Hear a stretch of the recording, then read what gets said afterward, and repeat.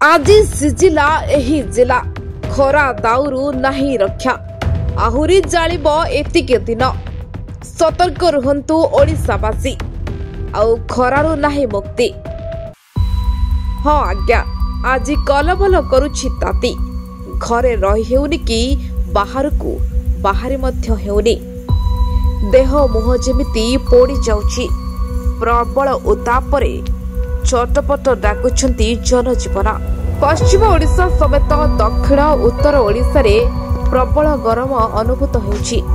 आसंता 15 तारिख जाए प्रबल खरारु मिलिबनि त्राही।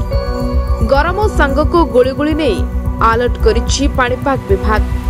आज आकाशरु वर्ष छिनिया दिन 2:30 सुधा सिझिला एही जिला खरा दाउरू बर्तिबेनि केही बंचिबा कष्टकर हेब। असंभाळ ताती प्रचंड खरा सांगको प्रबल गुळगुळी।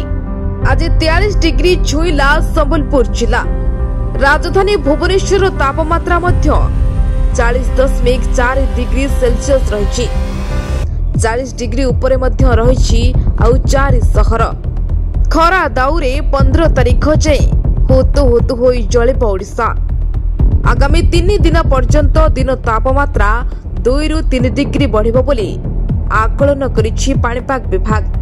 काली 13 जिल्ला रे प्रबल गरम एवं गुळगुळी हेबो। सेहिपरि 13 तारिख रे प्रबल गरम एवं गुळगुळी पई 19 जिल्ला को अलर्ट होइछि। ता मध्यरु 9 जिल्लार किछि स्थान रे ग्रीष्म प्रभाव संभावना रहिछि। 15 तारिख रे राज्यर अधिकांश जिल्ला रे ग्रीष्म प्रभाव आशंका रहिछि। Report news X plus.